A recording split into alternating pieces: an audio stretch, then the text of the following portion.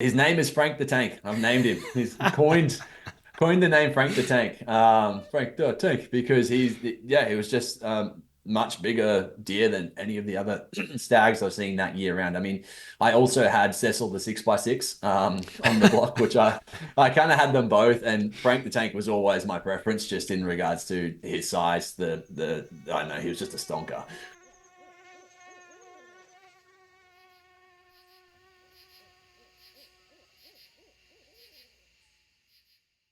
Hello and welcome to the Wild Dispatch. I'm Robin and I'm back with more human stories from wild places around the world. First things first, I want to say a big thank you to everyone who's joining us today. If you'd like to stay up to date with all the weekly adventures and interviews and occasional nugs of wilderness wisdom, then be sure to like, subscribe, follow this show, and all that good stuff. There's also a bunch of social links down in the show notes too, so jump in there and follow away. It would be a great help. Also, if you happen to know anyone with bonkers stories from the wild, that could also be including yourself. Know thyself. Then you can get in touch with me. There's a number of ways to do that. Probably the easiest ways are either through Instagram. I'm at the Wild Dispatch, or also you can go to my email, which is thewilddispatch@gmail.com. All of that info is down in the show notes. But yes, send me a message and get in touch. I'd love to hear either your stories or someone you know who's got a bunch of fascinating experiences from wild places around the world. Okay, so last week we were up in Eastern Canada with Kylie Maroney, who is, amongst many different things, an Arctic expedition guide and also was a star, a competitor. I guess the word is competitor. She was a competitor on season 7 of the survival show Alone, which in my personal opinion, was a vintage year. But this week we are flipping around and doing almost the complete opposite. We're heading to the other side of the world, and also, I guess, the other side of the thermometer, to chat with a gentleman whose name is Matty Turner. Now, he is the host of the podcast Becoming a Bowhunter, which he started in Australia, which is where he lives. And that was 5 or 6 years ago, and the thing has since blown up all over the world. I actually remember Becoming a Bowhunter being one of the first outdoorsy podcasts that I listened to myself. So it's actually really nice now to reach out and get in touch with someone who's been a bit of a soundtrack to my progress as a bow hunter over the past half a decade. Now, I have to say, this guy has buckets of passion, which is really fantastic. I love chatting with people who are just brimming with enthusiasm. So it was really good to get together, hear his story, and really exchange some notes on our experiences as we're learning the many hard lessons that come with this enthusiasm that we call bow hunting, acquiring meat with a bow. I want to share a big thank you again to Matty for sharing all his time, his wisdom, and his experiences, and his enthusiasm. I think it's time for me to stop talking, and let's get on with the show. Here's Matty.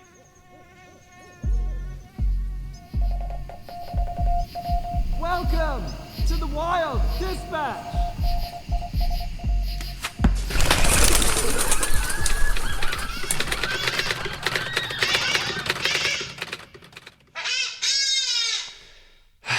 Okay. Matty, welcome to the podcast, man. Thank you, dude. Thanks for having me. Thanks for reaching out. Oh, no, I'm delighted to have you here. You've been on my radar for a long time, so I thought it would be so good to catch up and exchange notes, man. We've got quite a lot in common. But before we get into all that stuff, maybe you should do a little bit of an intro about yourself. Give the in a nutshell. Yeah, I mean, in regards to why I'm here is that I'm Matty from Australia. Pretty much, you reached out to me because I run a podcast called Becoming a Bowhunter. So a little over 5 years ago, I wanted to get into hunting. I knew nothing about hunting. I knew no one who really hunted. And so At the time, I was actually running a podcast for my health and fitness business that I was running. And I was like, well, I've already got all the gear. I already know that I can talk to high up people in the health and fitness world. Why don't I try to do the same thing on the Bowhunter front and see if I can fast track my journey a little bit? Like, it's a good way to get to talk to anyone and everyone in a sense. It gives you an excuse to talk to them more so. And so I was like, well, why not start a podcast, start interviewing people who are bow hunters and see what I can get out of like trying to fast track my own journey essentially as a bow hunter.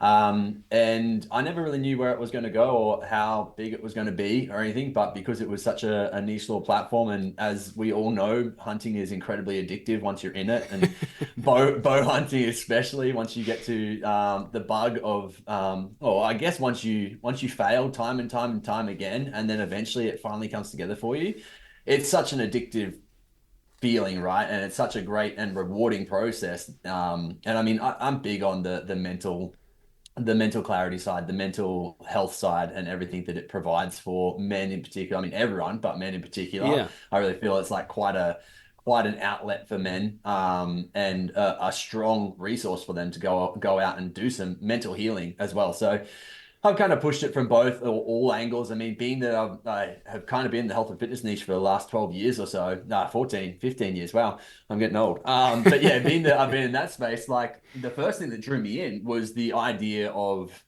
free range, incredibly great meat that was like very, very healthy, right? And so Yeah. I had family access where we had red deer, and there wasn't heaps of them there, but it was an in for me. And so I started going out and just working my way around this block without knowing really much about bow hunting. So I had done it for a few months before I started the podcast, and that's when I was like, okay, I need some help with this. Okay. So tell me that moment then, like, was there a moment that so like I've got like good feelings, man. We're both like, what's the term that I remember hearing when I first started? It's like adult onset hunter. Late onset. The term when I was late onset hunter. Oh, late onset hunter. Right. Okay. And it's just like, that is me in a nutshell. Absolutely. And it's you too.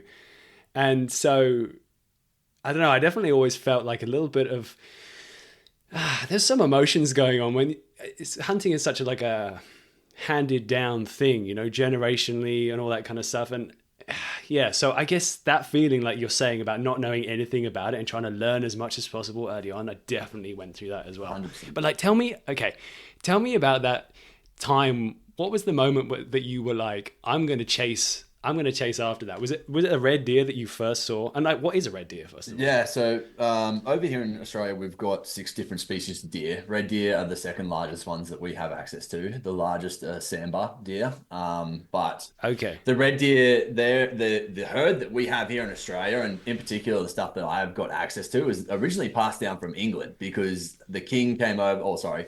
They moved to Australia and brought all the convicts over. The king kind of gave deer to the land as a gift to be able to hunt and refeed, essentially. So it was an introduced species back then. Yeah. And so essentially that's the red deer herd, and it's grown well and truly all over Australia. It's very, very prevalent. And so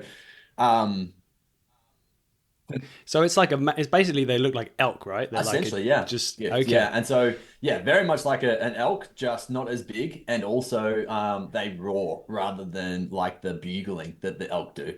But it's honestly like getting out and witnessing the roar, which is what they call it, the mating season, the rut. The roar is just like, it's life-changing, man. You go out and you witness it, and you're just like, life before the roar, life after the roar. It's so different. But the moment was essentially, I went out to my block, to my auntie's and uncle's block, and my cousin's husband was there, and he was like, hey, do you want to come for a hunt with me? Okay. And he was a rifle hunter. And so we went for a walk. He took me for a walk around this block, and essentially we came down this little space where he knew that deer often were.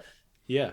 And sure enough, there was like a mob of deer there. And he's like, you guys just stay here. I'm going to sneak up a little bit closer and I'll see what I can do. And he ended up shooting 2 deer. 2. And so, yeah, so we end up like butchering up on the spot, going and getting the car, coming on in, loading them up. And then I helped him with the whole process. So it was kind of like a smack in the face welcome. And I was like, wow. Hold up. And I saw how much meat he was taking home. I was like, this is insane. Like, he gave us like he probably gave us 2 or 3 roasts. I was like, are you kidding me?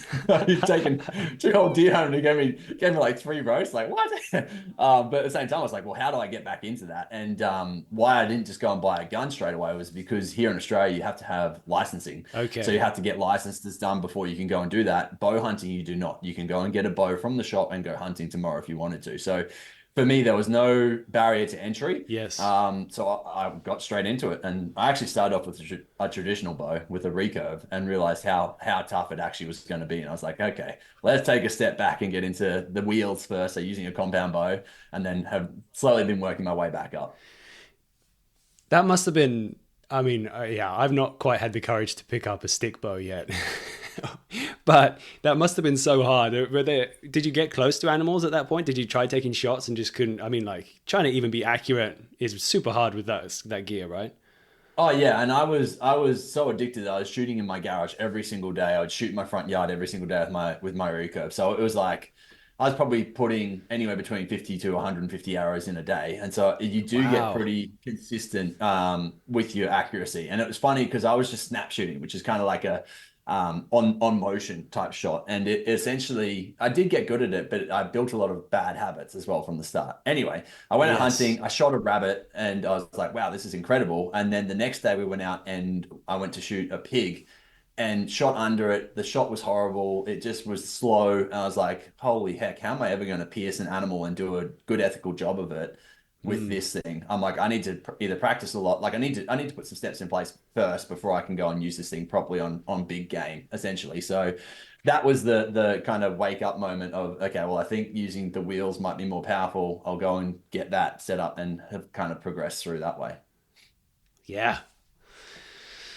Yeah. I mean, I guess there's another thing. I guess we're gonna jump around all over the place here, but because we come from in like a similar kind of writing background, there's like a side to this. I mean, it makes complete sense anyway. You saying about having all the gear, all the understanding about how podcasts work. I mean, it makes sense for you to set that up. But was there like a bit of a disconnect, at least? Because I mean, for me, when I didn't start with the world of hunting and I didn't have that whole community of hunters around me, my kind of community, and I mean, you know what, maybe there was a bit more of a time gap between this, but like the corporate world, like working as a writer, all that kind of stuff, a lot of the people that you're speaking to don't have anything to do with or necessarily understand the idea of killing an animal and putting meat in your freezer. Right. Definitely. How did you find that? Did that create, like, did you ever have any interesting conversations with people in your circles, or how was that? Oh, I mean, I still have those conversations all the time now. I actually, when I was young, maybe when I was 4 or 5, we moved out to a property and my family originally came from like a cattle farming property. So, oh, okay. Back then, I got to go out and Dad would like shoot rabbits with a 22 and we would eat them, or like he would run over a rabbit, not the car, and we would pick it up and eat it, sort of thing. So I was always fascinated by it. And it's almost like for me, it was the calling back to the land that came later in life. So when I started to go out to the farm a bit more, that's when I was like, heck, I could do this more often. And then when the whole hunting experience happened, I was like, wow, that is something that I could really get into a lot more. So I think for me, it was very driven by the meat, and it still is. Like I'm more of a meat hunter than I am ever a trophy hunter. I love the offerings that the wild brings us, and I do collect heads, as you can see behind me, as people listening cannot, but like I enjoy utilizing the whole of the animal as much as I possibly can. And so it's really like a gratitude piece rather than a look at this is amazing. Like for me, shooting a hind is just as much of a trophy as shooting a stag. So yeah, that's kind of the way that I approach it, at least. I think it really depends on the experience and the story and the progress, right? Like it's definitely. It's a difficult situation, isn't it? That's a really good point about, I guess, trophies. Maybe we can talk about trophies for a second. I'd love your point of view on that. Like, because I've had some good conversations with people in the past, and I see, you know, like there's some skulls behind you, but I come from a world where it's like things that you should be proud of, because I know each and every one of those has a lot of learning, suffering, and struggle. You know, at least from my perspective, it's hard to get to a point where you can take an animal like that with your bow. So definitely. I mean, it's like hunting. has a bit of a bad, I mean, we both work in the idea of communication and like, Mm, I mean, and correct me if this is wrong, but my understanding is like branding and how to like promote a brand. And so mm. hunting as a brand, I think at times has a bit of a bad rep. And I think, I guess I'm creating a question. I'm not entirely sure what my question is. I guess it's, I guess it's like, how do we fix that problem? You know, or what Yeah, is the problem? it's What is the problem, and how is there a way to help people who don't come from a world of hunting or the wilderness or countryside even? Do you know what I yeah, mean? it's a hard thing, man, because it's so disconnected, right? Like people will happily go to the shop and buy themselves a packet of meat, but not register. Hold up, this has come from a real life animal. Putting a picture of a dead animal up on social media, and I want to do this as like a little bit of a test, is like, Yeah. tell me at which point does this get too much for you? So show a dinner meal and it's not too much. Everyone's like, oh, this is fine. Then show just the steak by itself. Show a whole roast by itself. Yes. Show a back leg by itself. Show a hanging carcass that's been skinned. Show a carcass that has skin on it. Show the animal dead laying on the floor. Like, at which point does it go, oh no, that's too harsh. That's too harsh for me. I can't take that anymore. It's like, where the fuck does the disconnect come from? Sorry for swearing, but No, I you think can swear as much as you like. good. I think in general, unfortunately, it's crowned trophy hunting because people think of, oh, that's all they go to do it for. And I know there are people that go and pay a lot of money to go and get ahead, and that's all well and good because they're still utilizing it, right? Yeah. Whether they're taking the meat themselves, the meat's going into the local community, or whether they're just taking the cape to go and put it on their wall, it's still a journey and an adventure that they have invested in. They've invested their time, money, and effort into to go and do that. And so therefore, it seems as well that's a trophy. The hard thing is that essentially that the disconnect is that well, all humans should be kind and well and loving, right? And it's like, well, you can still be that and still be a hunter and still have an incredible experience. I think so many people forget that at the end of the day, as humans, we thrive off of having protein, and we really do need protein in our lives. Even if you are a vegan or a vegetarian, or many vegans, I used to run a health and nutrition brand, and we would coach people, and usually they would try veganism for 6 months, 12 months or so, and then they would be like, you know what, I'm just really craving some iron. I'm like, yeah, I get it, because you need it. Like there's elements of Yeah. um essential amino acids that you need from that comes from within meat that's very hard to find from other sources. I think if you go into the deeper conversation of that side of things, of like, well, I'm going to lessen my footprint or whatever, I'm going to look at going vegan or vegetarian or something like that. The Yeah. big thing is that if they're doing it to save the animals, then there's bigger conversations that need to happen, because so many animals die for that to happen, right? So it's like, hey, yes, you're being mindful because you're not taking the knife and slitting the throat yourself, but essentially you're doing that to many other animals. And is there then a hierarchy of animals? Is there a hierarchy of what can die and what can't die for you to That's eat? such a good And point. should it be the same for me, right? Because hey, I'll happily eat pigs, I'll happily eat rabbits, I'll happily eat deer. All that I know is that I go and source, like really for the last 2.5 years, I've sourced 98% of the meat that we eat from my hunting endeavors. So it's like Yeah.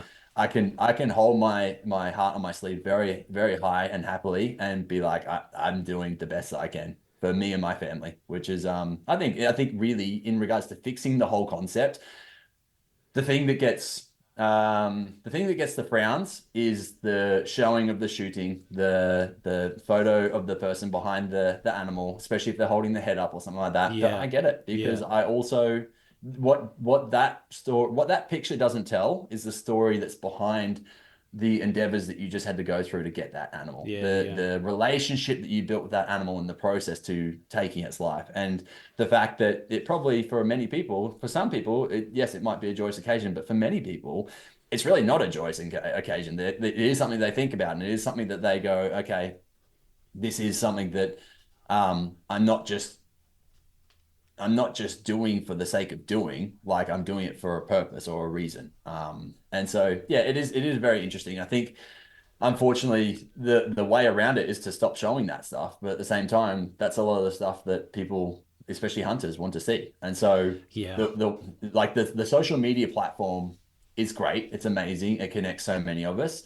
At the same time, it's also the thing that's doing the damage for us in a sense, right? These pictures are starting to circulate, and people see it and they're like, they then mark it as spam or mark it as bad content because there's blood or there's an animal that's dead, and they're like, well, that unfortunately words now are something that can hurt people, right? Oh Like yeah, for sure. the world that we're moving into is that you have to be so careful about the things that you do and say, because otherwise you'll get canceled. And it's like, what the fuck is that? Like, what happened to having your own voice and having your own opinions? And why can't that still be a thing? And it's very interesting that we are becoming very soft as a nation. So, I mean, that's a whole other element of what I love about hunting is it's hard. It gets you out and it creates you to be gritty. Yeah, I think there's so much there. So, but going back to the original question of how do we fix it? Unfortunately, I think it's about removing the trophy photos, I say. Yeah, In the quotations, grip right? and grin, so to speak. Exactly. It's showcasing the meat. It's showing what you actually do in regards to the adventures you get to have, maybe showing more about the nature side of things, and then enjoying the actual meal. And I mean, this is something that Meat Eater does so well, right? They don't often show the actual shooting of the animal. They'll show every step in the process up to it. Yeah. Then they'll show every step of the process after it. Yeah. But at no point are they essentially sitting behind it, grabbing it by the horns, holding it up and being like, wow, I'm taking this big photo, right? Yeah, yeah, absolutely. And I know it's hard to be able to capture it when you don't have a full film crew to come and do that for you. But that as a process, Meat Eater has done, I think, amazing things for hunting in general, right? Because they have done that as a process. They've shown how hard it can be. I mean, as hard as you can show it to be within 20 minutes of an episode. But yeah, they have done amazing things for the hunting community in general. It's such a good point, and I haven't thought about that before. Coming from the perspective of someone who's now started trying to film their own hunts, just because I started this whole podcast and thought, well, I'm doing these crazy hunts in South Africa because I'm lucky enough to go down there with my wife's family visits and all that kind of thing. But it's such a good point that it is super hard in terms of like a storytelling point of view. If you first of all, if you're not from that kind of world of storytelling anyway, then you're not going to have the instincts to be capturing the right moments, which is fine because, that's not something that everybody is trained or understands how to do.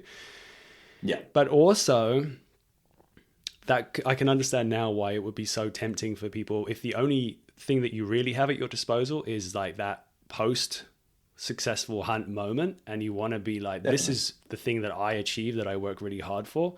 Then you can understand that it would be easy to just forgive yourself and be like, okay, I'm just going to take this shot with an animal. But there are definitely those consequences. An image within a certain controlled context that you can give it is one thing, but an image can be taken by anyone and then applied in any way they want. So it's very hard.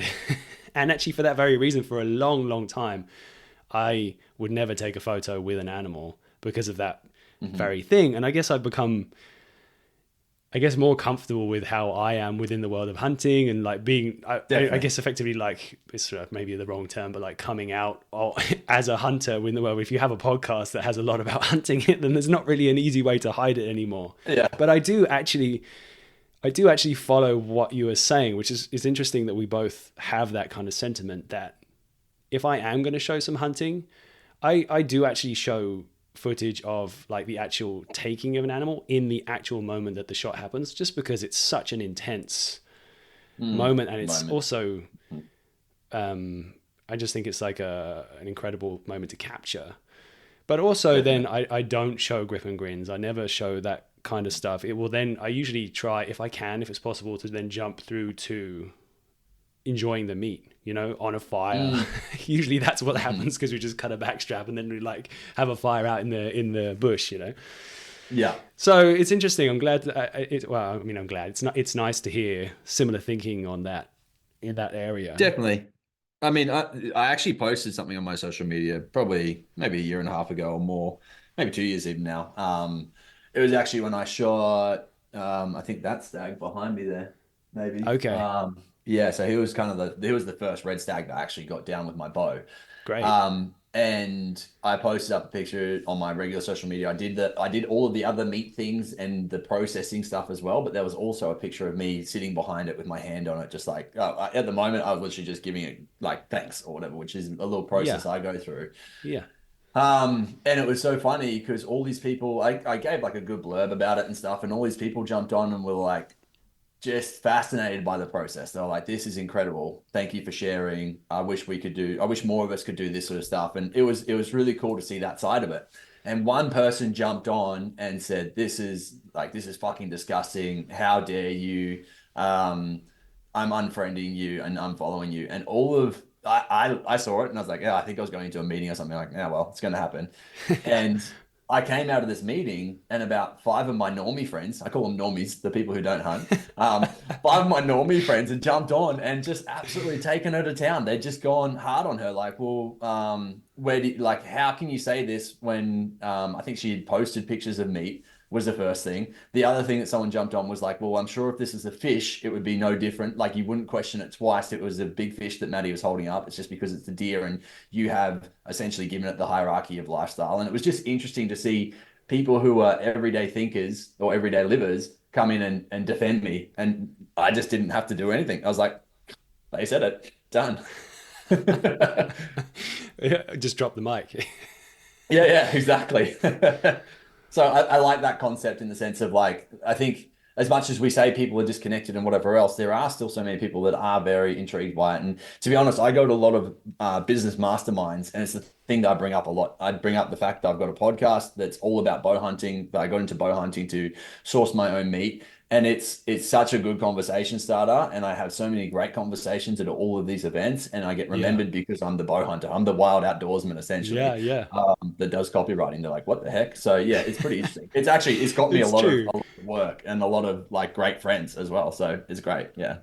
I mean, I guess that's a funny thing. I for a while, I don't generally tell people unless they ask within like the world of work, but it often comes up because, for instance, we're having a chat right now and people are like, oh, are you available at this time? I'm like, oh, I'm recording. I guess I could just be like, oh no, I have an important family meeting or something. But at that point, it's just like, yeah, no, I'm recording a podcast, which then leads to a few questions.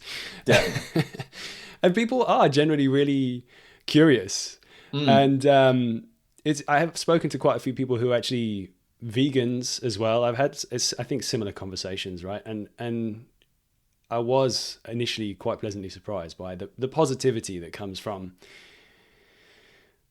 a lot of people who make the choice to not consume meat, but often the thing that they have a big problem with is factory farming, mass scale production of meat, and the mistreatment of animals within that system. So 100%. I've had many vegans come to me for the meat and then said, hey, like I would eat your meat essentially because of the way it's processed and found and ethically shot and stuff. I'm like, great, well, here's some meat, and they'll go and enjoy it, which is really cool to me. Like, when you see that side of it, you're like, okay, I understand your thought process. Yeah. So you pointed to a nice looking stag behind you. Was that, would you say, I mean, I'm always curious to hear big moments in, like, as you're learning, growing, feeling like you're succeeding, getting better at something that you've like dedicated yourself to. I mean, you even created a podcast with the title of what this goal of yours is, becoming a bow hunter. So would you say that was one of the big turning points for you, or was it another thing? I mean, I'd love to hear a story about what happened, how the whole thing went down, and things you learned along the way. Yeah, I mean, so I'd shot multiple animals before this time. He was the red stag. Like, essentially it's like you've got your little pinnacle pits that you hit as you keep stepping, right? So first one was like, the first one that really stuck out to me was my first red deer. So I'd been chasing them for 2.5 years before I actually got one down. And that was a doe, within the lead up. Yeah. Okay. So that was the lead up to the process. Essentially, I had already shot multiple rabbits, multiple hares, multiple pigs. I'd shot wild dog. I'd shot goats. So we'd been consuming meat and having different. I'd gone on many different hunts in the lead up to even shooting my first deer. Yeah. But when it finally happened, it was funny that was like such a turning moment for me. It was such a pinnacle point. And then I went on multiple hunts between that red hind and getting to the red stag. It was kind of like almost another year before that, or maybe 6 months or so before that went down. And it was funny because I'd gone out for the red deer rut, so the raw, their mating season, and gone and done maybe like a 4 or 5 day hunt and didn't come out with anything. I was like, what the fuck? Oh, like, really? It was such and so like, and I've done that many times, gone into the rut and planned maybe like a 3 to 5 day hunt, and walked away empty-handed and been like, ah, gosh, darn it, pretty much. And But so there's just so much expectation in a moment like that, right? When the animals are just losing their minds. exactly right. And so I came home and I said to my wife, I need to get back out. Like, where can I come back? How can I make it work? And so within a fortnight, I was back out again. And it was just for a weekend, but I got out and I was with my cousin's husband, once again, the guy who took me out the original time to shoot the red deer. Okay. I was with him. He had his rifle, and it was funny because they were selling a back part of our block. It was going to be the last time that either of us got to hunt this part of the block. So it was quite nice to kind of get up there. And we got up there, and it had just been recently like massive rain. So parts of the block, there'd been complete landslides on parts of the hill. And then also that day, it was very, very windy, like ridiculously windy. So we walked up to parts. I'm like, we don't know if they're going to be out and about today because of how windy it is. Like if I was out here, I'd be calling for shelter. Anyway, we went for this massive walk around and we ended up getting kind of stuck in between these landslides. And we just decided the best thing to do is go straight down through the middle of where the landslide had been. So as we were walking down, we just kind of took different routes naturally based on, I guess, our stepping patterns and where we we're walking to. Okay, I got to ask a couple of questions here. I'm just trying to visualize this. So it's like what, like a steep gradient side of a hill or something going on, and there's just like a big, like a washout where it's just fallen away. Yeah, correct. So washout that's now like probably a few months old. So it's not gonna walking on it is stable. You're not gonna cause any issues. Like you're not gonna slip and slide and do whatever. Yeah. It's just that the new land had essentially been washed out. So if you can imagine, I don't know, a mixture of dirt and rocks that seems a lot more secure than just being a landslide. Yeah. Okay. Okay. That makes sense. That makes sense. Yeah, and so the natural way of when you're walking down a hill, how you kind of take your own route, I guess, to some extent. And I ended up hearing something off in the bushes off to the left. So I went off over there. I actually think it was a wild dog. I didn't ever get eyes on, but just the way it kind of sounded and moved off and stuff. Okay. So I had got my bow ready and I was all like Knocked eyes and on ready to this. go.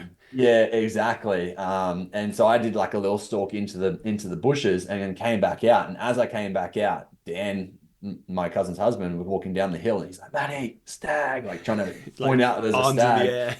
Yeah, like there's a deer, but not trying to yell because they're obviously downwind of us, essentially, or down the hill from us. Yeah. And so we kind of reconvened. I didn't actually see it at all. And he's like, if we go this way, I'm sure we're going to run into it. So we went down the hill and we came over and it's probably like 70 meters from the base. We walked out and we saw it.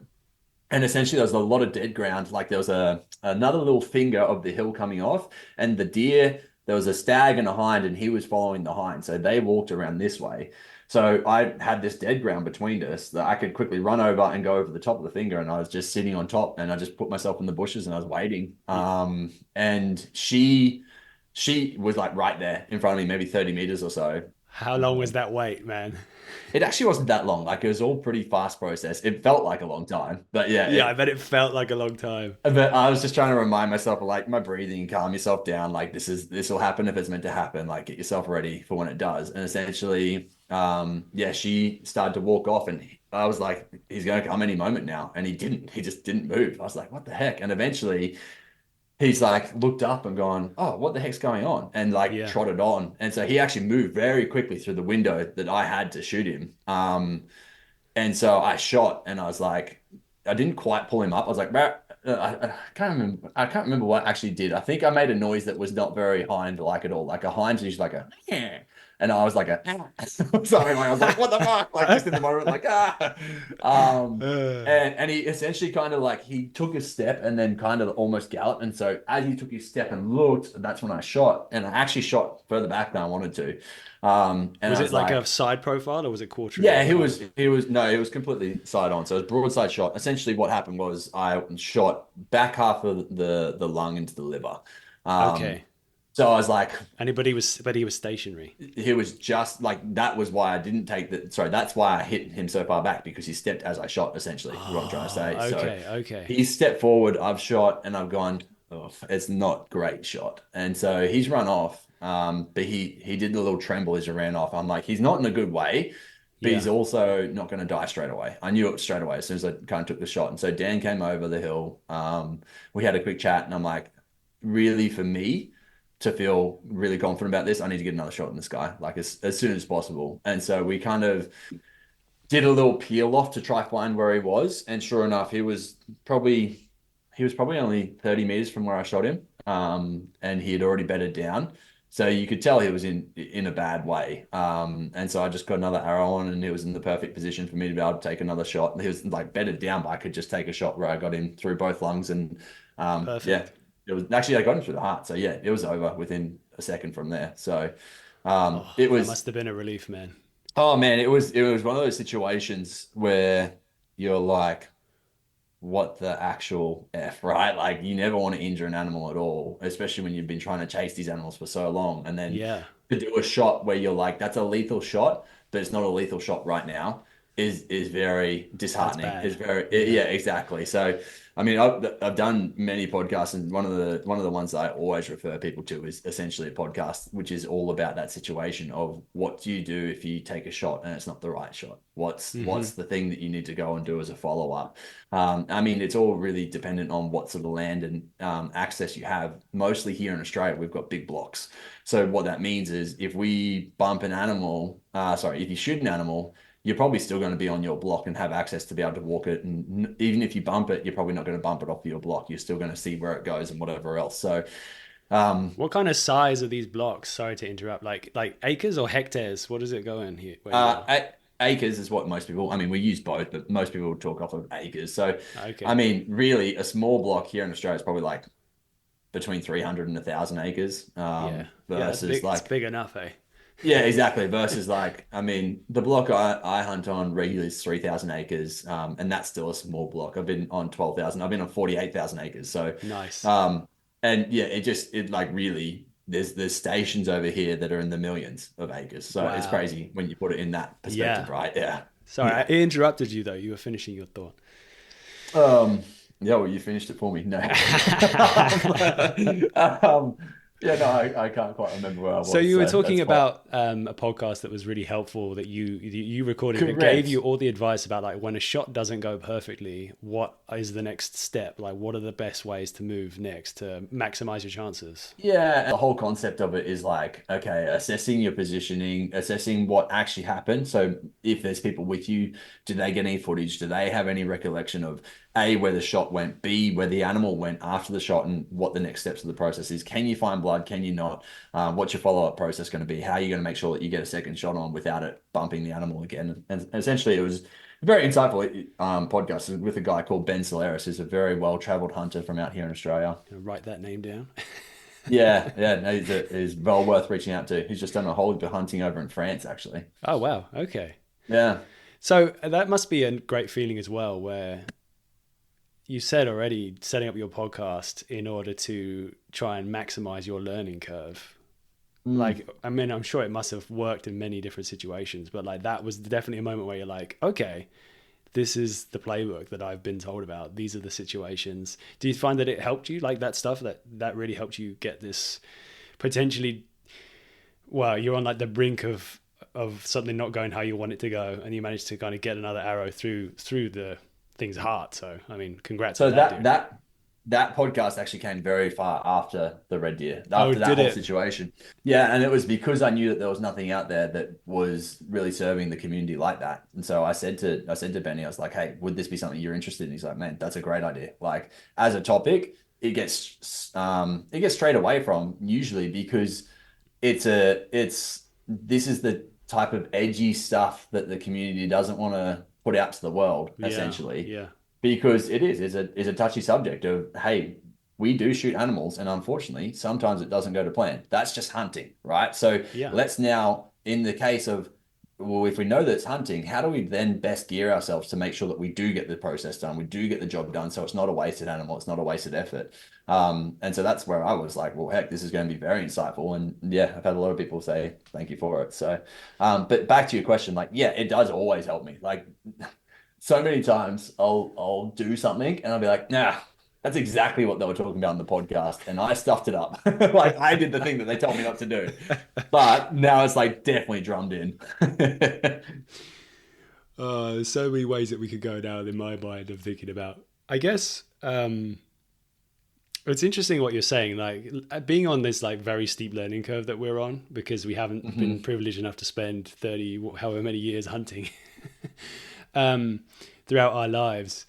I do love those moments where things that you've learned from other people or from podcasting go in and they kind of start applying, and you just remember. It's always at that crucial moment, isn't it, that you remember? But actually, maybe I think this was also before I started interviewing people. Excuse me. But I actually shot my first big game. I say big game in inverted commas. I'm doing the old double finger thing. But that was actually in South Africa for me. And I shot like they're actually very small. They have some very, very small antelope there. And I think I shot... Which one? I shot let me think about it. It wasn't a duiker. It was a steenbok, which is even smaller. Yeah, okay. Yeah. Amazing Springy little buggers. Yeah, oh God, Yeah. they can jump the string like crazy. Thankfully, I was only 30 yards away, and apparently they could jump quite badly at that range, and that was a silly choice. But I worked out, okay, the thing kind of rotated, and it's so small that it just went all the way through. Like, Right through. It was lucky. It was lucky on my part. But that's not really the story that I was going to tell anyway. The thing I was going to say is that through the process of finding that animal, which was actually a very short process, because the thing didn't go very far because it's like the size of a large cat. The guy that I was with, his name's Tace. He's over in, let me think about it, the west coast of South Africa. He took the time to like teach me some tracking stuff, like following track and like going against what your instincts are. Like, don't just go walking through there, really be meticulous, look at each kind of step of blood, follow it, read what's going on. And he actually showed me, he's like, okay, you can see the bushes, he's gone through the bushes here. That's a good sign because it means he didn't go around it. If he was less hurt, he would go the normal way around a bush, not through it. Lots of kind of little bits of information like that.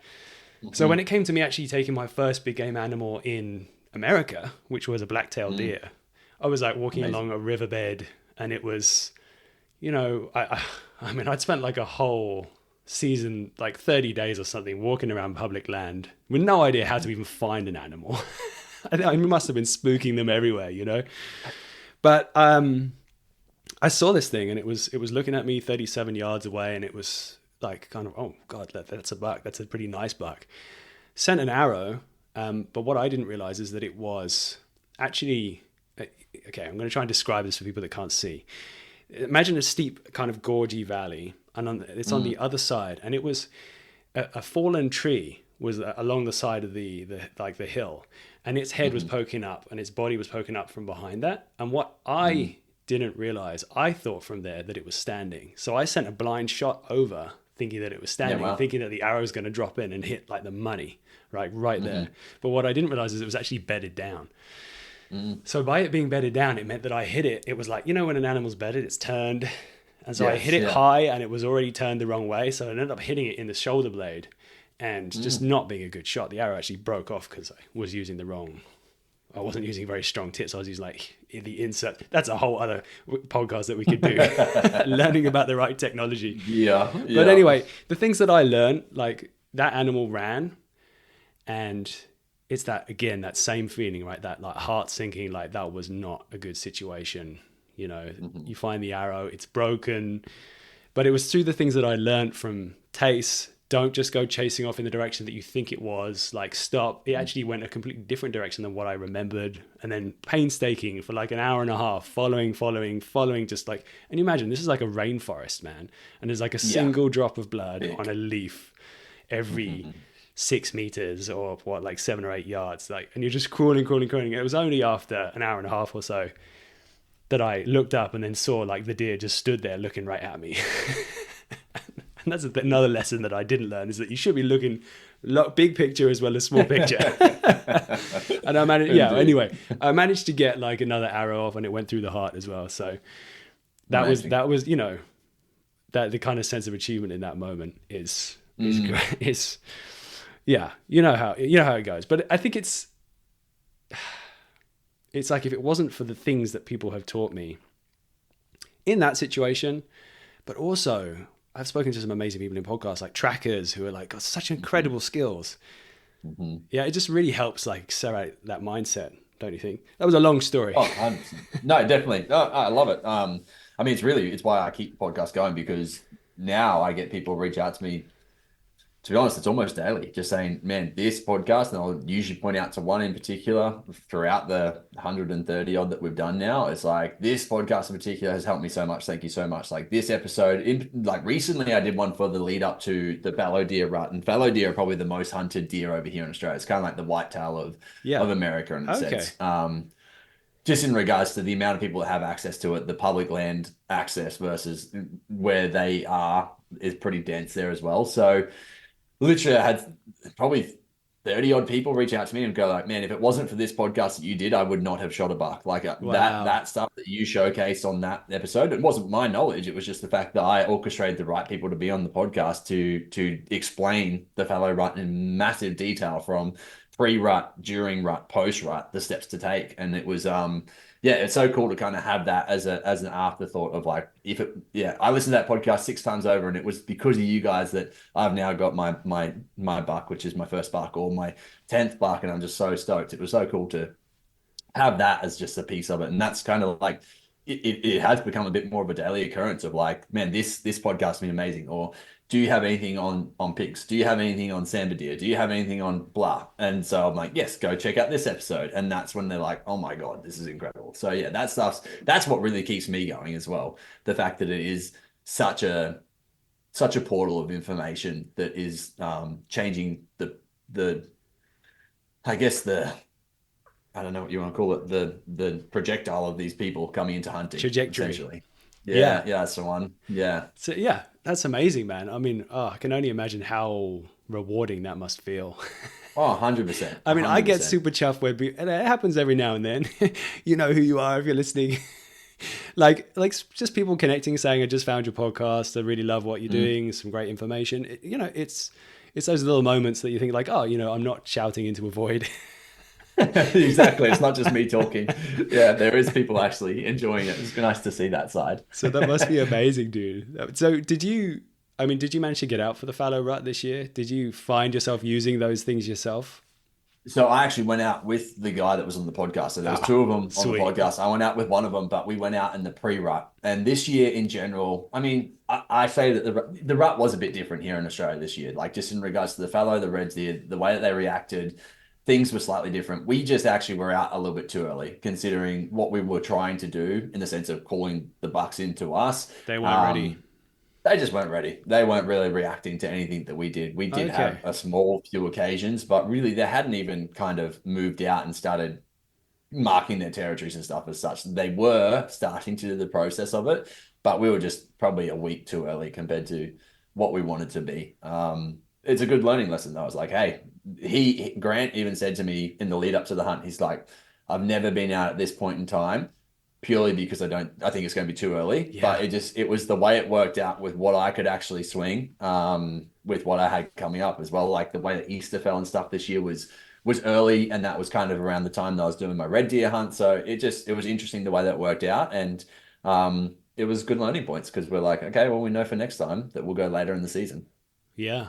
It's funny how even, and this is maybe just like a failing on my part. I don't know if other people can relate to this, but I've only been hunting for like 5 years with a bow, and you learn, and it's such a fast learning curve, but then you start to feel like, I'm getting this thing figured out. Like things are starting to work out. I'm getting some success. And I think it creates like you're always surprised. There's always something that changes that makes you like, I thought I knew what was going on here. Now it's completely different. Yeah, exactly. The same thing happened to me. Almost exactly the same thing happened to me with the turkey season here in California this year. Like I was leaving it because normally the turkeys don't get riled up and start gobbling like crazy until much later. And so I was like, I've got loads of work to do right now. I'm going to just focus on bashing out a bunch of episodes, and then I'll be like free to spend a bit more time in the woods and just nail myself 1 or 2 big fat gobblers. And like I get out there and it's just like it's already winding down. It's like the end of the thing. Like and people told me like, that it had been way earlier than normal. It's just one of those things, right? Definitely. You just can't quite figure it out. And I guess it's hard. Like we've got other things that we're juggling. But if I think maybe that's a lesson I'm going to learn, is I'm going to just try and go like earlier than I maybe would have, because you never know, right? You never know. I think weird things have happened this year with seasons, it seems like. Definitely. I'm trying to figure out how I'm going to work my rut next year, because usually I'll take like a solid week just to go and do the thing. And it's great. But at the same time, if you misjudge the week, it can ruin your whole hunt. And Of so I did course, that this yeah. year, where essentially I misjudged the. It's funny because I did the exact same week that I did the year before. The year before, everything was absolute chaos. I was perfect timing. It was in the right part of the season. This year, I came and did the exact same week, and it was completely quiet, like ghosts. I heard like maybe, what was it? I think I heard 6 deer roaring the whole week, versus the previous year I'd heard that like every day in the morning Really? or early in the afternoon on one ridge in particular. So what was cool is that it forced me to go and see parts of the block that I hadn't actually seen yet, and discover a whole heap of new land and stuff. And Okay, that's it was good. actually probably some of the hardest hunting I've ever done this recent rut, which was super interesting to kind of see it play out. Considering I was in the exact same boat, thinking, okay, I've got it all sorted out. This year's the year. I built a relationship with the deer the year before. This big boy that I was chasing, I'm like, okay, like I am going after the big, mature, heavy deer now. That was kind of the goal. Yeah. And yeah, just nothing went to plan. And it was just so interesting to watch it all play out. It's like, there you go. So next year, what I'm planning on doing actually is trying to spread it out a little bit more. So going on maybe 3 or 4 hunts throughout the month instead, to see if I can Hedge your change the bets. luck around a little bit. Exactly. Yeah. So we'll see. Tell me about the big boy. Where did you Big find boy. him? His name is Frank the Tank. I've named him. He's coined the name Frank the Tank. Frank the Tank, because he was just much bigger deer than any of the other stags I've seen that year round. I mean, I also had Cecil the 6x6 on the block, which I kind of had them both, and Frank the Tank was always my preference, just in regards to his size. I don't know, he was just a stonker. Essentially big crown top. So Yeah, yeah, like an elk, they crown out when they're older. yeah, yeah. You'll get heavy sets on top as well. So he was surrounded by girls. He had 9 girls with him when I saw him. Originally I'd taken my brother-in-law out for his very first hunt, and he was going to use the rifle and I was taking the bow. And Okay. we came across multiple different deer. And Frank the Tank we came across with the rifle, and I kind of actually said to him, like, do you mind if I go for him with the bow? Like, he's the type of deer I've been chasing for a long time. Nice. Yeah, and there was a series of events where essentially I had many encounters with Frank, but we never actually sealed the deal. So I had him coming into me, wind shifted. I had to help the farmer out at one point, so I was literally on his tail, and the farmer had requested that I was back by, I think it was like 7:30 or something like that, 8 o'clock in the morning, to go and help them just to lift some stuff up onto the roof because they had some workers coming. I went back to the farmhouse. We were literally riding his tail, and I had to just leave him. The plan was to go back to him, and he just wasn't there when I got back. I'm like, Oh God damn it. no. But anyway, I went to the farmhouse, and they're like, oh no, we actually don't need you. I'm like, are you fucking kidding me? And yeah, there was just a few encounters that I had with him, and I was like, he's a very pretty big deer. There was a day where it was really super foggy, and I thought I could get away with more than what I could, but they can see so well in fog, because they see shadows and movement, right? Versus we don't see the same things that they see, and so he could pick me out. He was roaring like crazy, and I was moving closer and closer and closer. And essentially, I bumped into one of his satellite stags, and Okay. the satellite kind of gave me away. He saw me and he ran off. Uh, The Probably the very last hunt I had on Frank the Tank, we were up on this massive hillside, huge big hillside, and I worked my way up. Probably took 3 hours or so to come up to find him and his girls. And I was literally I was 35 meters away from him. I was going to walk to 30 meters and draw back. So I got to my 30 meters, I drew back, and then all of a sudden, literally the exact same satellite stag. To put it in preference as to where I was, it was very thick country, and Frank the Tank was out in this open country. Turns out the satellite stag was just up the hill from me in very thick country as well. So he's watched me walk the whole way in. I assume that that's what's happened. And I've gone to take my step and taken like a big movement, and I've drawn back, and I've got Frank just about in my sights, and then he storms, runs down. I'm like, what the heck is that? And this satellite stag runs down through Frank the Tank and the girls, and they all just take off. I was like, oh, okay, cool. So that's the story of Frank the Tank. I've been so close, but so far.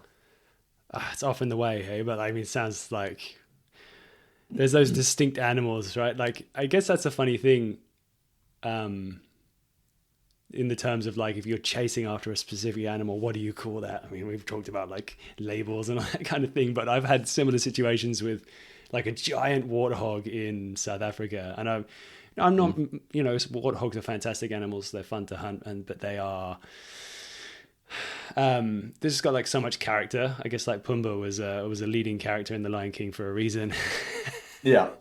But this guy was just ridiculous. Like these enormous tusks on him, and you know they're never ever that big, but like a big bowed back with the weight of his like definitely. Body. And the thing, so I think cool. I was told they're like 15-inch tusks. I got footage of him. This is the funny thing. I came across this guy a couple of times, and it sounds like a sort of thing where you just like. So I had like he was following his female, and this female like walked right in front of me through a riverbed like 19 yards away from me, and I was like, this guy's gonna come through any second now. I was smacking my chops ready. Thinking like, I'm actually oh sorry, go on. Go on, yeah. Well, I was going to say, like out here in Australia, pig hunting is big because we can hunt every day of the year, right? If we wanted to. But in northern New South, I mean, really, it's all over Australia, but northern New South Wales or New South Wales in general, they go after the mountain boars, which is essentially boars that live in the hills that grow old and they're incredibly smart. But this was the first one that I came across, which was kind of like that. And he's big old teeth, like the tusks on them. Wow, they're actually huge when you pull them out. Giant spikers. Yeah. Oh my gosh, I can't get it down. You're like anyway. stuck in like a little foliage in there. It's funny, I didn't really understand. I always saw that there was an obsession for mountain boars, and it wasn't until I hunted them that I was like, I get it now. Like I understand like how witty they are, how hard they are to hunt, and like exactly why they grow old is because they're wise and they're smart, and they make good choices. Exactly, they're quite ghostly. And so I've been very fortunate. I went down kind of in 2 years in succession and got the one on the left the first year and the one on the right in the second year, which are both incredibly great boars. But then at the same time, you can as well. Yeah, all of both. Nice. Yeah. And so you can go up to the north of Australia, like the Cape and stuff, and there's also essentially, I think it's like 5 or 6 different species of pigs within Australia as well. Oh, they're really? all intertwined and stuff like that. But yeah, a different type of boar, like the Cape boars up there, and they're the same thing, just very old, big hooks, and yeah, incredibly great to hunt. Also very hard to hunt. So yeah. So I guess I'd love to actually ask you a few more questions in a second about like how hunting actually works. I mean, like I know there's a lot of like non-native and all that kind of stuff, but so I'd love to jump to that in a second. But like I've got to say, like the fallow rut, I've not experienced it yet myself. There's a lot of fallow deer down in South Africa, so I'm kind of lucky enough to get over there sometimes. And I'm hoping that this next time I go over, I'll be able to time it right. I mean, it's just by chance. I'm not actually going over there for the rut, but I might just happen to be there at the right time. Funny how that happens, right? Like, yeah, we're gonna bizarre. Fine, yeah.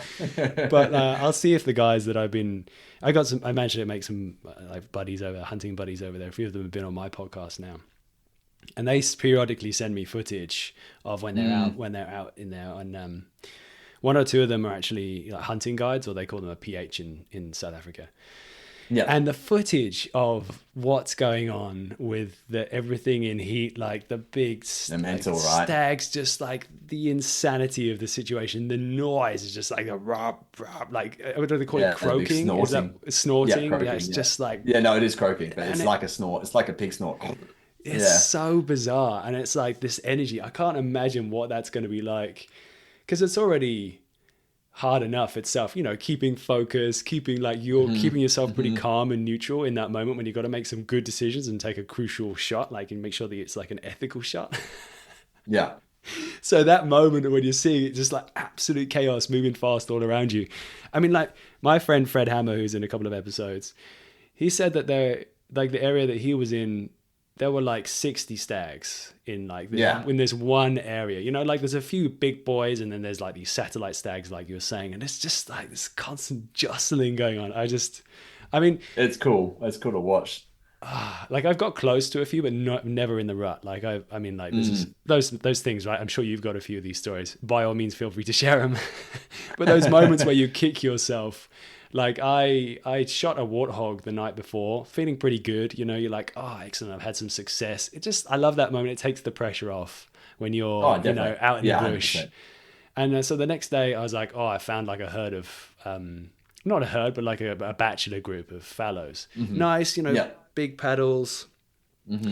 And they were just like on this hilly top that was just like low shrub grass. It was ridiculous. Like couldn't be more than, what's that, like 35, 40 centimeters high with a few tussocks. And because I was like, oh, well, I've already like got meat. I'm just like having fun now. I'm going to just try a ridiculously hard stalk. And they're like bedded down, just like covering their angles, as animals often do, right? They've got this amazing ability to just like not have a weak spot. They'll just be covering. So anyway, I like crept up on them for a good hour or so, maybe more. I managed to get like 30 yards away. I think I was like 30 yards. Yeah, 35 yards tops. And I was like, I'm in the perfect spot. If they stand up, I'm there. I'm like ready. I'm ready to go. And it had been like a long few days of hunting. And I don't know what happens, but like you're in an awkward position, semi-lying, and you're just like, I'm just going to have like a nap for like 1 minute. Like 1 minute micro nap, and then I'll be fresh and I'll be good to go. I don't know how I don't know if other people do this. I like reason with myself. I open my eyes and the thing's like standing up. I'm like, I probably could have taken a shot, but that moment when you're like, you're not like prepared. You're not quite mentally in the zone. Like it's gonna be now. I'm ready to go. Yeah. Anyway, I have to get some things off my chest now. I've never actually had a nap when I'm stalking on an animal. I can't say that I can relate to your story in that sense. Maybe I'm like too calm. Well, I'm about to go chasing rooster deer, and it's much the same sort of situation where they will bed down in the middle of the paddock and you'll stalk out to them, usually in open ground, in thick grass, say, for instance. Yeah. And you have to sit and wait until they give you an opportunity. So I'm intrigued because there is potential that my next hunt that I'm going on will be very like that, where you sit down, and I've heard stories of people sitting for like 2, 3, 4 hours waiting for this deer to stand up. Sometimes they'll bed down, they'll hop up within 30 minutes, they'll walk to another 200 meters, and then they'll bed down to the same thing. It's a slightly different bit of shade. Yeah, exactly. It's just very typical of this type of deer in particular. So I'm very intrigued to see what the whole process is like. And so I could be wanting a nap when I'm out in the field next time. Okay, first tip: don't have a nap. Hopefully you can learn from me on that one and not have to experience it yourself, because I felt pretty fucking stupid afterwards. The other thing that was crazy though, because I would never normally have even tried that, because it's just like they're like covering each other's angles, they're looking in those things. But the thing that was really interesting to me about that was because they were like laying down in some light shade, their eyes were open, but I was watching them, and like their eyes can be open but they're not seeing. They're like day dozing. And that was the wild thing, is that I was like, I'm just gonna move, and he's looking right at me, and I'm crawling past him slowly, nothing, no crazy significant move. No, it's only because it's a big movement, right? Yeah, but just like drifting through, and I'm like looking him in the eyes as I move across the spot, but he is like looking at me but not seeing me. And that was a good moment to actually realize that that's something that you can, probably a high risk moment. But like just an interesting learning. But anyway, go on. What are you going to say? I was going to say I had a heap of fallow deer like bedded down the hill from me. So it would have been maybe 60 meters from where I was. So not a heaps far distance. But I had a backdrop of like forestry behind me, and I was hard against the fence line. So all I would do is just very small little side shuffles, like millimeters kind of each time, just very slowly like that. Then I walked literally across their whole gaze. All of them are looking up the hill. I walked in across them all, and they didn't see me. I was like, what the heck? Like, it was a good testing moment, right? Because I had good backdrop. I wasn't moving fast. Essentially, I was blended. I was within the shade-ish. Yes. So it was like I was covered enough. Like every once in a while, I'd come into a sunnier area, but it wasn't that I'd be in full sunlight. So you can get away with a lot once you kind of understand the animal behavior. Yeah, I think that's a fun thing as well. I guess when you're not taught things as much and you're figuring it out for yourself, sometimes you just got to try weird stuff. Definitely. And it makes you realize that you could maybe get away with some things that you definitely don't think that you'd be able to get away with, and then other things are like, wow, I thought that would be easy, but it was just like not good at all. It's interesting how that works. But I guess, so I kind of gave some foreshadowing. I was going to ask you a question and never actually asked you it.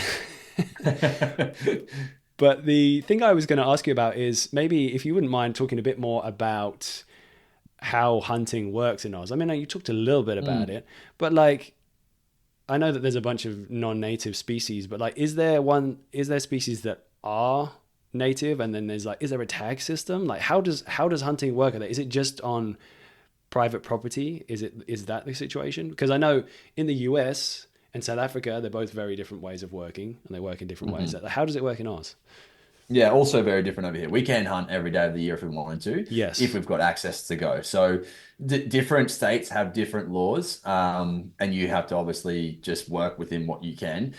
There is public land access, mainly in your New South Wales and Victoria areas. So if you think about what Australia looks like, we're on the east coast in the bottom half, essentially, is your New South Wales and Victoria. Okay. Um, and you can get public land access. You have to go and do an R license course. So you go and do a course. Essentially, I think it's like maybe a few hour course. You get certified, and then you can book into these national forests and go into them and hunt those different spaces. But then the other option is to get private access. And if you get private access, then you can hunt as much like until your heart's content. So in Queensland, they actually don't have any public land.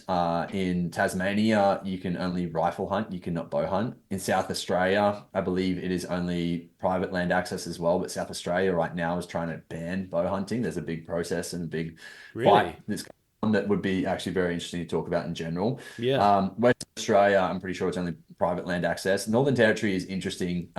There's a lot of Aboriginal land still, where essentially, if you can get access through, you can get if you can get granted access by the elders, that's when you start to be able to hunt a little bit more over there. But a lot of Northern Territory in general is also just private land access, no public land. So what has been interesting to see is like it feels like all of the outdoors are being attacked here in Australia right now. They're shutting down public land access across the country for everyone, not just hunting, but for camping, for driving, for motorbikes.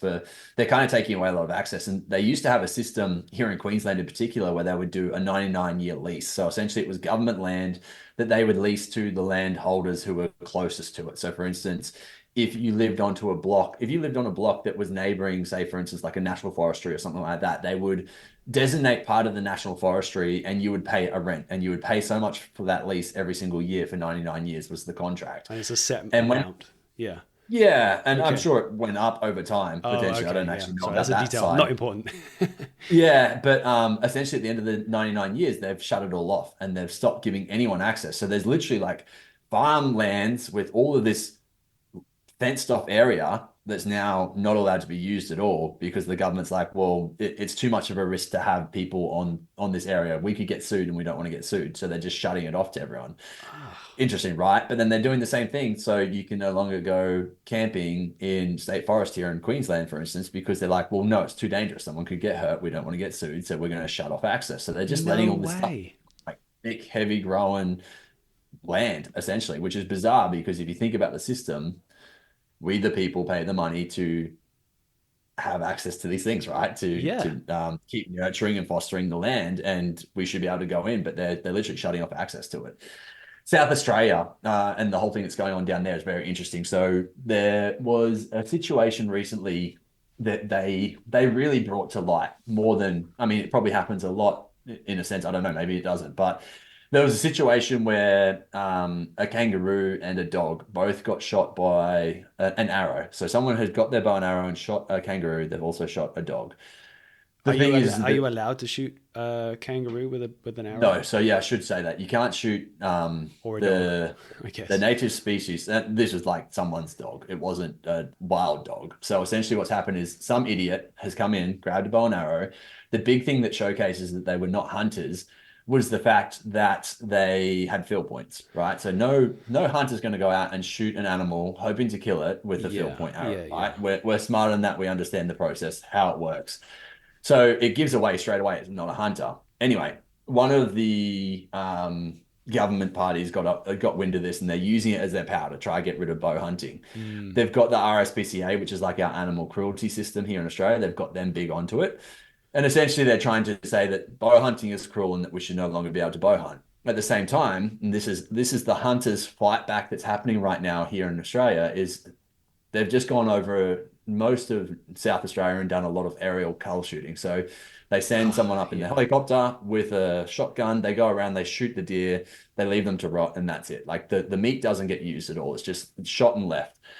The thing that has been captured a lot this year by hunters in particular is the amount of deer that have been left alive after being shot, or being shot and just rotting out in the spot, and being shot in horrible places, like shot through the back legs or shot through through the guts and stuff like that. So hunters are then fighting back and saying, like, hold up, you're saying that bow hunting's unethical, but your process, and they want to eradicate deer. That's what they want to do in South Australia, get rid of them completely.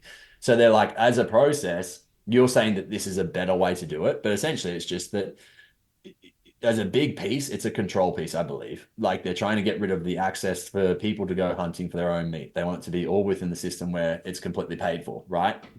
Tracked, it's safe because it's tracked. They're in the biosecurity system where you get to know where an animal's born, every vaccine that it's had, that it's fit for consumption before you go and eat it. That's essentially the process that they're trying to control. And so I believe, like, this is a view in general that I think many people here in Australia have, is that it's an act of power at play, where they're trying to gain power of what we have access to meat wise, in a sense. So it's very interesting to kind of watch the whole thing unfold. And RSPCA and the government that are trying to take down bow hunting are very, very quiet about the whole cull shooting as a process. They're not coming to light. But we're now getting a lot of TV view, a lot of footage on TV, a lot of radio stations and stuff are starting to talk about it, because it's very relevant right now. Like, this is a big thing that's happening right now. It's the fight back. So it's very interesting to watch it kind of all unfold. So I'm curious then, because it seems like the government and then RSPCA are like in cahoots in this situation. Mm-hmm. At least this is what it seems like. But their motivations appear to be quite different, I guess, because... yeah, from the things that you've laid out, like RSPCA, their whole angle would be to protect all animal life.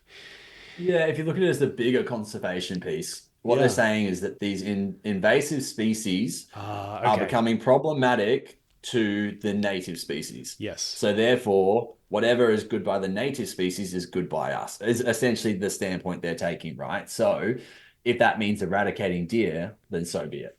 Yeah. So I can understand that, why someone might have that point of view, but yeah. But then the other side of it is, let's talk about then what is the deer species doing as a bad thing to the native species? Fuck all. So it's they're standing on a scientific point. They're calling it scientific, but it's not a scientific point at all. I mean, there's another whole thing in the fishing industries we can go into as well, which is like based on feelings. But this is essentially another system that's based on feelings. They're trying to remove things based on feelings, not really based on what conservationists are actually saying. Is there any traction based on these new developments of these professional people shooting animals from helicopters and doing all that kind of like culling, I guess the term is? Mm-hmm. Is that gaining, like, is that helping in terms of you gaining some momentum back to try and protect rights for hunters in Australia? It's the first thing that we've been noticed for, essentially, where hunters are the ones bringing to light that this is a cruel act and an inhumane way about going about it. But it's funny because it's bringing it all to the spotlight. It's not necessarily saying the process of, like, some of them are capturing it when it's like an interview with a hunter, of they're saying that we're unethical, but what we do is the most ethical thing. These deer don't know that we are here. Yeah. We shoot them unnoticed. We take the meat, we utilize everything. That's what happens in an interview. What doesn't happen when it's outside of an interview and it's just being reported on is hunters have reported how inhumane aerial cull shooting is. What's funny is, like, they'll often say, oh, the aerial culling process have reported that they don't think it was their deer that was shot. It's like video footage of these deer being hunted down by a helicopter, sort of thing. So I understand both parties trying to protect themselves, and I don't think aerial culling is necessarily a bad thing. Like, it is something that has been brought in for a reason to some extent. You do have to manage animal herds. I think the eradication is too far gone. Like that's something that's like, well, what's the point in eradicating? We've never been able to successfully do it. So what are we going to do? Spend Yeah. multi hundreds of millions of taxpayers' dollars to try do something that's going to then turn around and not be successful? How about we try to make some money from the process instead? So open up public lands, give people a tagging system, have hunters pay for their access and pay for the deer that they shoot, and all of a sudden you've turned it around from being oh, we're worried we could be sued to being like probably $100 million, $1 billion industry. Like it would be ridiculous how much people would put into it as a system. So It's so interesting that optics is always such a huge factor, right? And I love to use your term of the norms. the normies, But I guess yeah. it's like, and this is not meant in any way, like, it probably sounds like it, but I don't mean this in a derogatory way. It's just like the naivety that comes from being a norm within the wild world.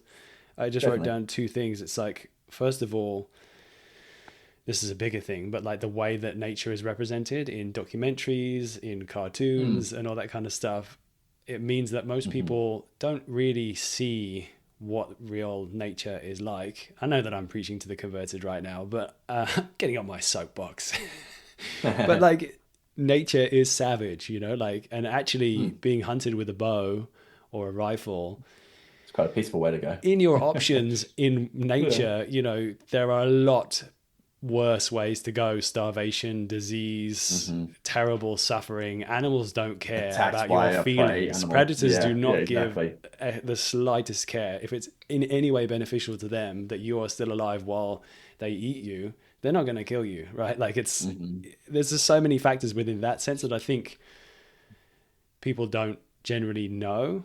But then it's also then maybe this is the good thing, is that they don't know that if you ask someone hunting, people can be like, okay, hunting's bad. I don't agree with that because it's cruelty to animals. But I think the thing is, maybe I'm saying this in a very negative way. I just think people might not realize that when you say, okay, let's stop hunting because that's going to reduce the suffering that animals have, the government, like you said, is going to fly around in helicopters and shoot them anyway. Either way, populations are going to need to be managed in some capacity. Definitely. It was interesting, actually, in Victoria, they tried to do a system where they would go and collect the deer that was shot to be able to feed to the homeless. Great. And it was rejected. It was rejected by the government. They're like, no, we can't do that. It's not, I guess you can't control it enough is probably the thing, right? For like health I mean, and at the safety. same time, it's like, why not try? Right? Of course, like just to rule it straight out. And it was funny because the party that ruled it out was the Greens party, who is like our nature party, essentially, is what it started off as. But now it's so interesting. That whole concept of what you just talked about, what we're seeing here in Australia in particular, is like the major cities have all of the voting, like the power, essentially.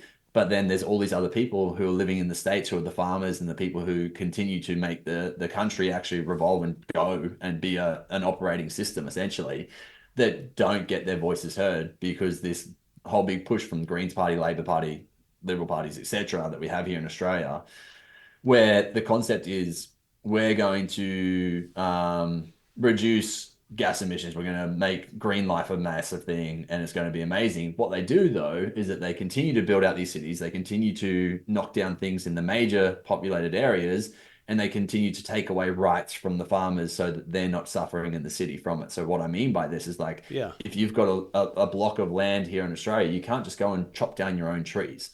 You have to get government permission to be able to do so. Not in every situation, but in most situations, that's the case. Wow. Especially if a tree is like 10 years plus old, you have to get permission from the government to do it because they've knocked over too many trees in the major populated areas that they now need to take it from somewhere else. It's essentially like the bare basis of a situation or showcasing the scenario of what's happening, right? So it's very interesting. What getting into hunting has actually opened me up to a lot of is the amount of unfortunate shit farmers have to go through now as hoops because of what this overarching theme and parties are pushing as a concept. It's very interesting. And I mean, I'm not really a political person at all, but I have been open to it a lot more since getting into hunting. I'm starting to see it a lot more in general. And like wind farms and solar farms and stuff are becoming a big thing out here. And the biggest issue is that they're overspending on creating these wind farms and solar farms. So they'll say it's going to be $100 million project, and then all of a sudden it's $600 million to get it actually set up by the time it's actually done and dusted. So it's like, okay, well, where's that extra 500 million done come from? And then on top of that, it's then, okay, well, as a system, are they actually collecting the energy and saving the energy and using it as a system? It's like, well, no, because we still need coal and gas at the end of the day. We're still like, we as a system, we haven't figured it out. We can't capture the energy. So what have we just done apart from spend 500 million? It's like this big push that's coming from, once again, like this green emissions gas parties, essentially. But yeah. Yeah, exactly. So it's very interesting to kind of watch the whole thing. Almost like I get to see it from both sides because I live in one of the major cities. So I get to see it from inside the jar and outside the jar. I get to read the label and be stuck in the middle of it all. So yeah, it is interesting to watch it play out. Did like the fact that you have a podcast and you've had a lot of conversations with people, I'm guessing a lot of people who are quite connected with some of these things, does that help like inform you more through the process? Like it means that you, because you said you're not very political. I mean, for me personally, I'm kind of probably shouldn't tell people this, but I kind of happily keep my head in the sand generally, because I find that the news cycle and that kind of like culture of like constantly overstimulating yourself with a lot of negative bullshit information, which isn't always relevant. I think it's a pretty tricky thing to kind of handle in a measured way. So I usually sort of chosen for a while to be a little bit detached from that stuff. But I have noticed through conversations with people in podcasts that it really, I think it's like chats like the one we're having now, right? You learning from people in a less abstract way. You're not just scrolling or watching a movie, right? You're having an actual conversation and learning things from people. I think also it's like essentially hunting has been something that's been very transformative for my life. And it's something that I'm going to do for the rest of my life. I know it is. It's just something that I'm that drawn to and that attached to. And I think if most people, I don't know, maybe it's an overstatement, but if a lot of people did get into it, they would find the innate side of it, the intuitive side that you talked about at the very start of the podcast. But essentially what's happening now is it's now being attacked. That is a right that we've been given that's now being taken away from us. And so that's when it starts to draw people into the political side of things, where it's like, well, hold up. If you had it your way, you would just take this all away. So we now need to start standing up for ourselves and fighting for ourselves and doing those bits and pieces. So yeah, it is interesting. I mean, like I said, I'm much the same, man. I don't watch the news. I make sure that I keep my life very positive. I keep away from a lot of negative BS in general. But in the terms of like, because that's all the news is, right? They just feed you every shit story they can to make you outraged. Yeah, exactly, make you negative and in a bad state of mind. But with what I do now with the podcast, like, I hear a lot about it, and I use my platform as much as possible to kind of showcase what is going on so we can try to talk up as a community. Yeah. And I think that's definitely something I'm going to learn about more. There's some people on my list for sure who are doing a lot of campaigning over here in the US to try and help protect certain rights. Mm-hmm. And I'm seeing now the benefit of that exercise, and I'm interested to learn a lot more and to do it in that way, I think, because I mean, I don't know about you. It's just weird because I'm a writer, but like reading a bunch of words is not always the most effective way of like taking in information. Exactly. Don't tell my employers that. I think it's a multifaceted approach, right? Like what we do is we help them to create different styles of content, because you have to appeal to all elements of the market. Some people prefer to listen, some prefer to watch, some prefer to do, some prefer to read. So it's like, hey, if you can hit all elements. Yeah, absolutely. I've got one little area. I know that you are, you've got, speaking of work, you've got some work to do, so you're going to have to jump relatively soon, I think. Unless I'm getting my timings wrong. No, you're about on point, but yeah, go for it. Okay, this is a little area. Maybe we'll see. So something I've noticed, and I think you mentioned this in some of our like prep chats, I've been like a big fan of meditation for 10 years, maybe. Yeah, about 10 years. And I've really found that it's helped my hunting process in those moments when you're like, definitely, body is attacking itself in some capacity. I'd love to like talk about maybe some of your experiences with meditation, because you've mentioned that you do meditate. Is that correct? Yeah, correct. Every day. Fantastic. Sometimes multiple times. Yeah. So, I mean, how did you get into that? And then I'm guessing it was before bow hunting, right? And how did they inform each other? Have they helped? Oh yeah, 100%. So I mean, really, I got into it probably more so kind of down a personal growth development style thing, but also within business development.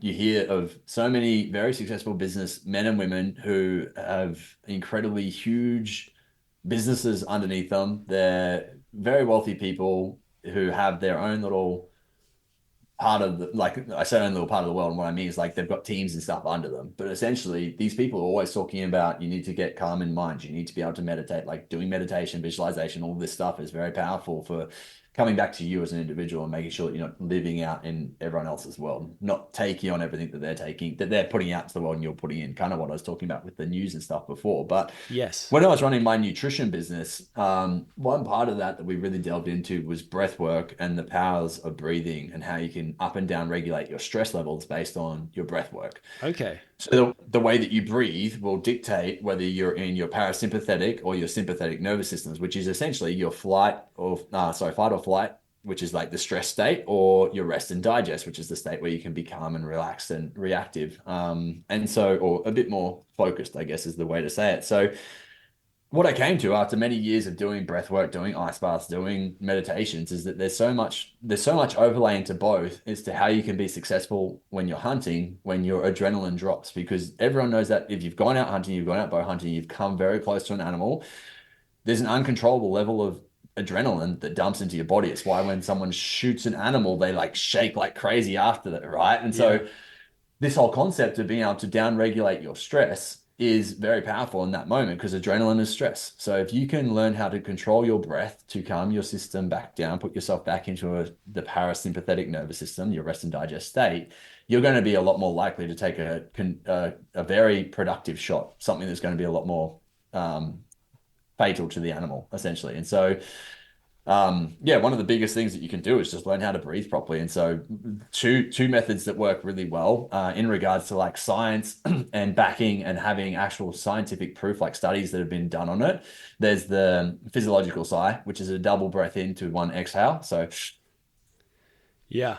Yeah. that is like something that automatically reduces cortisol within the body. They put systems in place where you can literally have like all the brain stimulations and bits and pieces on the body. Like they've hooked up to 1,000 different people and seen it Yeah. work every single time.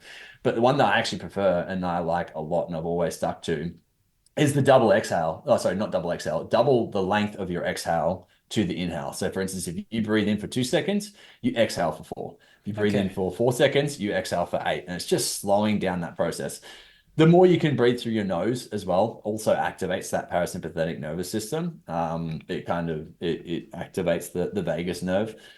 And that is the part that connects the brain to the heart that helps with the whole getting into that rest and digest state. And so by slowing that breathing process down, if you can continue to do that and do it multiple times over, it's really good for down regulating stress and getting you back into a calm state where you can actually draw your bow back and shoot. But I think the meditative side of bow hunting, I find in particular, is actually a lot in the practice, in the methodical process of going and doing your shot process, getting the same thing to happen every single time. Yes. And all of us as archers have witnessed it when you do some target archery, for instance, and you're thinking about everything else but what you should be focused on, which is the arrow shot that you're about to do, you don't shoot right. And it's like the more narrow focus and single point focus you can be, and in that moment, really focusing on the shot process, where you're aiming, the whole thing that you are there to do in that one moment, being present in that one moment, which is what so many people struggle with.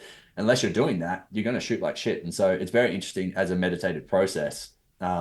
I'll know the days when I need to shoot more is Yeah. the days when I'm like most agitated, right? Like I went out a few weeks ago and shot I was shooting my trad bow and I missed twice in a row. I was like, are you fucking kidding me? I broke two arrows, like bang, bang, broken, broken. Yeah. And I was like, well, it's a lesson. Like sit, breathe, calm yourself down, do it again. And then I rejigged myself and I was good to go. So that's the meditative side, I think, that really comes into it. But I think there's so many elements of like if you look at the simplicity of what we should do, we've stepped away from it, right? Like I'm talking about breathing. We Yeah. all fucking breathe, Yeah. Yeah. but we just don't do it correctly. We're So just not aware. really, Exactly. There's so much that we've stepped away from because of the comforts and ease of life now. And so it's like just re-engaging some of this stuff and actively practicing this stuff can be so powerful for you. The biggest thing is that you can't step into a stressful situation tomorrow and expect that my breathing process I've just told you is going to be the thing that undoes it, right? You need to practice also. So it's like when you get an argument at work, someone telling you off, or you're having a heated moment with family or friends or something like that, go through your breathing processes, like practice it. If you can put yourself in a stressful situation, like hopping into an ice bath or cold water and breathing your way out of it, learning to down regulate your stress, that's incredibly powerful for the moments when you can't control your stress, essentially, where you get that adrenaline dump and you are forced then to actually actively try rework your way into it. And so, yeah, it's pretty interesting. It is. I wonder, I mean, at least for me, I've definitely experienced it. And I think what you're saying is so true in the sense that you've got to be doing this as a habit. Like, okay, I'm not going to make rules for people, but like, at least for me, daily, or, you know, I actually try and do more than once a day, but like that, just a small, creating that habit so it's ingrained so that it is part of you definitely means that when you're in that really crucial moment, when you're out hunting, like for instance, I was lucky enough to shoot a kudu bull in South Africa, which I wouldn't be surprised if it's a once in a lifetime opportunity, you know, and just being aware of how important the moment that was. And the I mean, I'm really, you know, I've probably shot over 20 animals with a bow now, but like that one, you know, it's like that, as you know, everything was like times 100, you know, like 100%, and just being able to then be like, okay, you are not in a position to make a good shot right now, sir. It makes you take your time, right? Get hold of yourself. Yeah. I think paid hunts also do that really well for you, right? Like if you're paying for an animal as soon as you shoot it, like no matter how you shoot it, it's going to make you stop and think about it. So it's like, hey, well, why not take that same level of care then for every shot? And I mean, I'm saying this because I've had to learn the hard way of how not to do that. And it's like each learning that you get is another notch in the belt of, okay, this is how you keep, like, you start to build your own moral and ethical compasses, I think, on what you're going to do and what you're not going to do. There's a great bow hunter out here in Australia called Brad Smith, and he's taught thousands of people out here. He's a guide and stuff, but he essentially, one of the biggest things he tells everyone to do is not take a shot outside of 20 meters. He's like, you can get a deer under 20 meters, a pig under 20 meters, a goat under 20 meters, the likelihood of that animal jumping the string has dropped dramatically compared to what it would be at 30 or 40 meters. He's like, so essentially, if you can get closer, that animal is more likely to be dead, and your shot process, everything that you do, is more likely to happen the way that you want it to be. It's then just about having the discipline to go, okay, well, I'm at 30 meters and I'm not close enough yet. And so bringing that next step closer. And so tough, and that is 10 meters is a long way when you're that close to an animal, right? It is. I don't know if you've experienced this. Something strange happened to me the last time that I was hunting, but I really think that animals can feed off of what's going on in your mind and the energy that you're like. Now we've gone into meditation. We're going like full woo woo now, just as a setup. Definitely.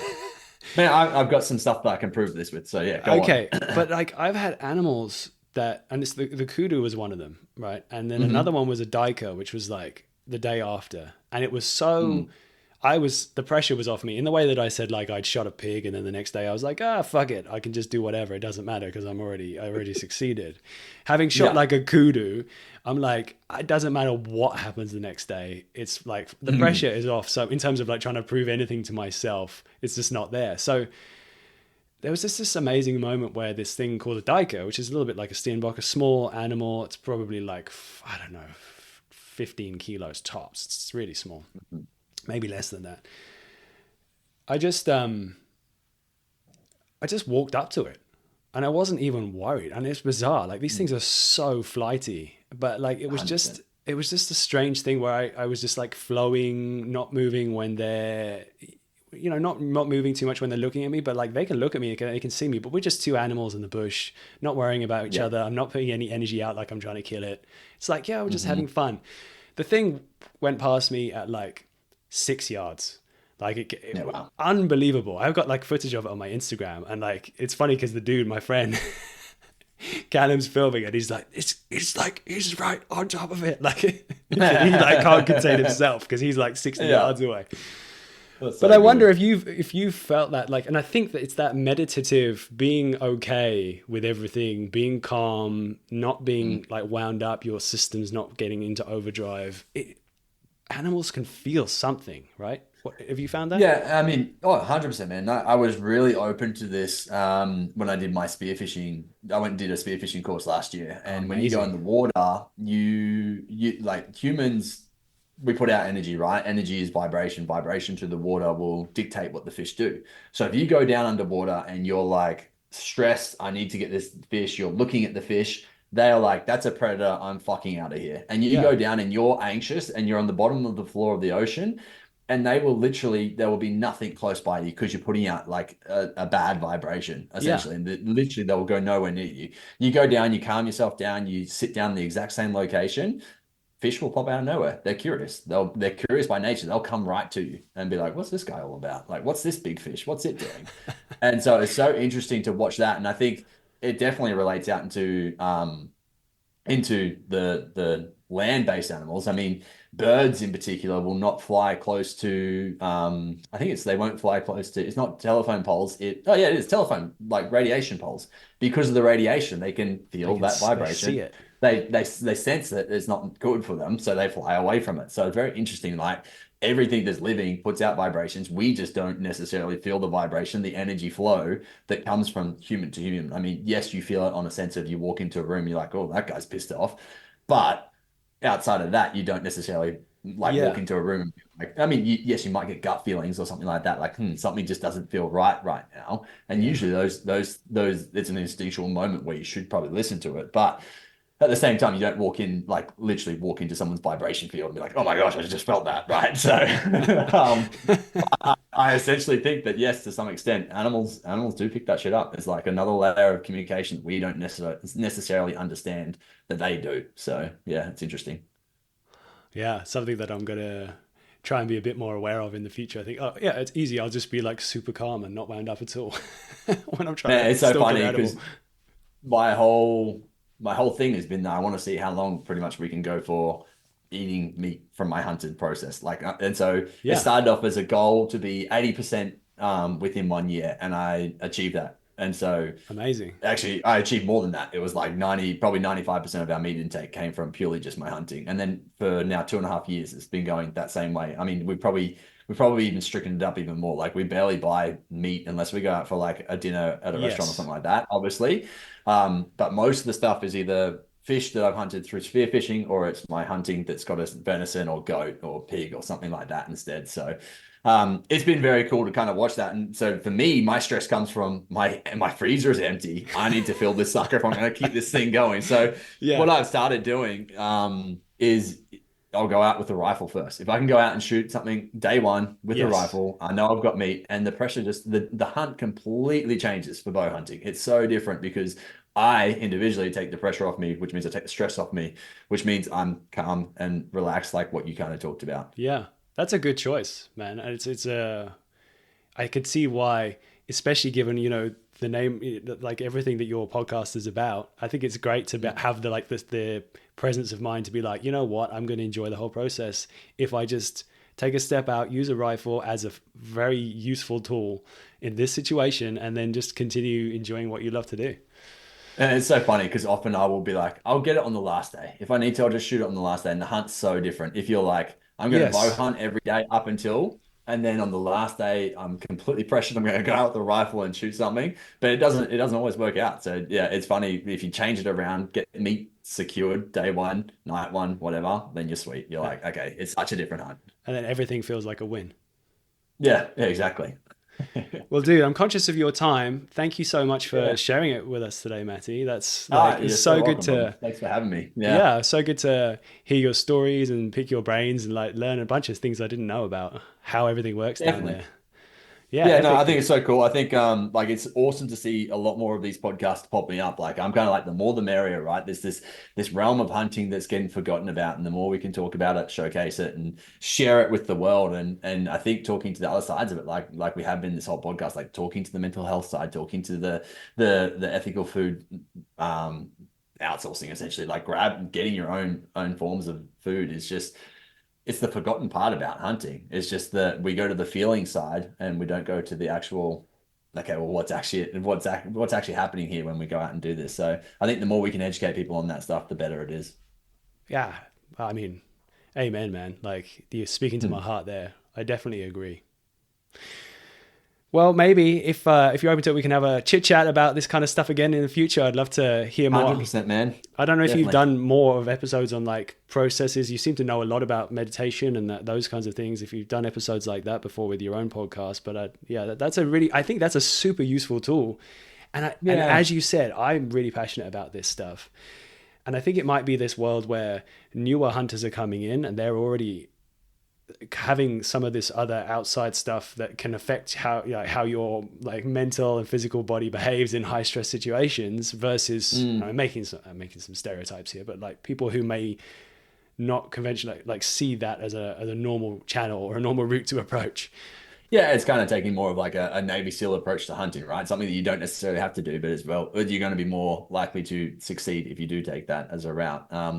I've never actually really talked about heaps on the podcast as such. I did do a bow hunters course at one point where essentially it was like a health and fitness program for bow hunters. Yes. And in that we had a whole segment around meditation and stuff. I took them through a visualization of literally going on a hunt and assuming that you've got the hunt of your dreams on your case and you're shooting the animal of your dreams like right there.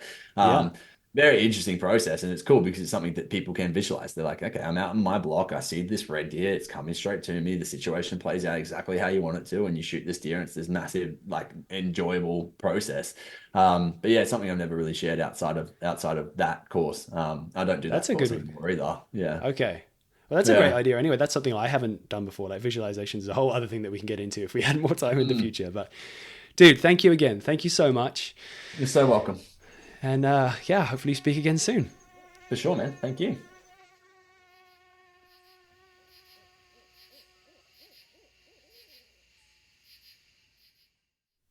Right, folks, that's another episode wrapped. I want to say a big thank you again to Matty for sharing all his time and stories today.